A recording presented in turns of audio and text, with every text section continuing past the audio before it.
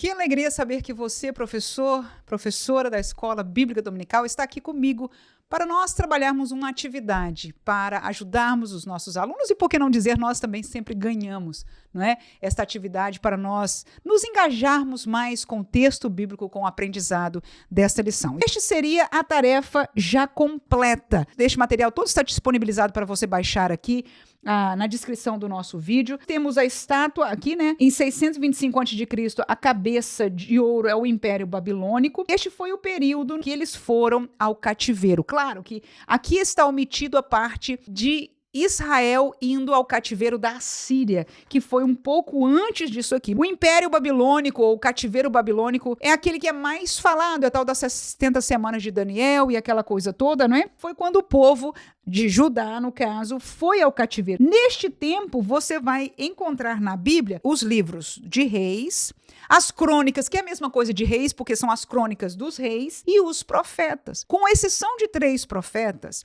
os demais profetizaram antes do cativeiro ou durante o cativeiro. Então, o contexto dos profetas e dos reis está no contexto do Império Babilônico. A próxima parte da estátua é o peito de prata, que fala do Império Medo-Persa. O papelzinho dos alunos vai estar em branco essa parte aqui. A minha sugestão é o seguinte: você leia com eles e, de uma forma dinâmica, memorize quais são as divisões da estátua de Daniel, desta revelação de Deus sobre o futuro de toda a humanidade, dos reinos que haveriam de vir. Então tem a cabeça, que era de ouro, tem o peito, que era de prata, tem o ventre, que era de cobre, e tem as pernas, que era de ferro. Você pode até ficar por aí mesmo, para não entrar nos detalhes mais coisas de escatologia.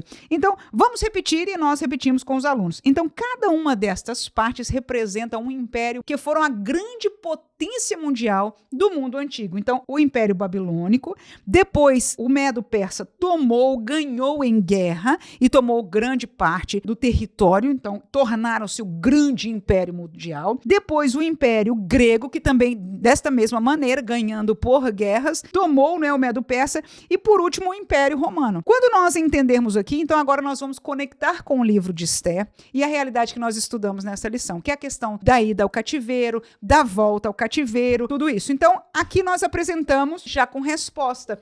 E eu estou disponibilizando para você o papel com tudo isso já escrito, que você pode cortar para os alunos somente colarem aí no lugar certo, ou se você quiser fazer que eles escrevam, enfim, fique à vontade para fazer conforme queira. Mas aqui já está respondido. Então, olha, no Império Babilônico foi o tempo que eles foram, ida ao cativeiro. E os livros da Bíblia que nós encontramos relativo, claro que eu estou generalizando um pouquinho, apertando aí, né? É o livro de Reis e Crônicas, que é mesmo tempo, mesmo período, e o livro de todos os profetas, que na verdade só temos a exceção de 3, que são pós-cativeiro. O Império Medo-Persa, que é o contexto do livro de Esther, é o tempo que volta-se do cativeiro. Deus levantou, né, este império para, inclusive, liberar o povo do cativeiro. E é neste contexto que nós encontramos os textos, os livros bíblicos de Esdras, Neemias e Esther. Logo depois vem o Império Grego, que é o silêncio profético. Não houve escritura inspirada. Então você vai descobrir e vai lembrar aos seus alunos que neste tempo do Império Grego, claro que eu estou também generalizando, foram 400 anos de silêncio, então foi um pouquinho antes, mas em média é mais ou menos o tempo deste império. Não houve profecia, não houve palavra de Deus canônica, não houve uma palavra inspirada. Então, todos os livros que foram escritos neste tempo, não o temos na Bíblia Sagrada, são somente livros históricos. Então, este é o período do Império Grego, um período de silêncio profético. Então, não houve texto bíblico escrito aqui. E do Império Romano, todos nós nos lembramos que Jesus veio no tempo que Roma, não é? Que o Império Romano era o grande império mundial. E todo o texto do Novo Testamento foi escrito, então, neste período aqui. Então, encontramos que este exercício seria uma boa ajuda para nós enquadrarmos tudo isso e aprendermos e, por que não dizer, memorizarmos isso aqui. Então, você fica à vontade de baixar todos eles. Aqui estão todas as respostas, você pode cortar.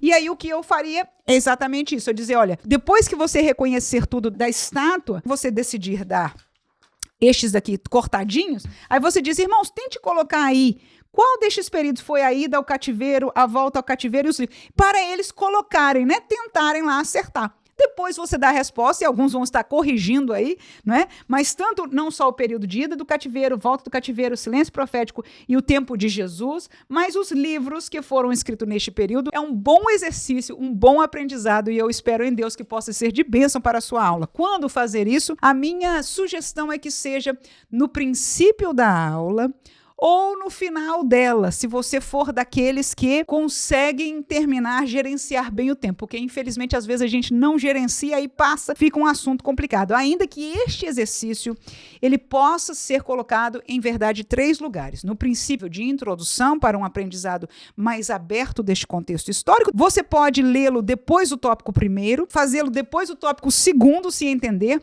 ou até no fim da lição, de revisão daquilo que se aprendeu na lição e de ajuda a memorizar este material. Que Deus abençoe você. Agradeço a Deus pela oportunidade de estar compartilhando e eu espero que seja de bênção. E se for, por favor, nos deixe no comentário que tem ajudado a sua vida e a sua aula de escola dominical. Amém. Blessed assurance,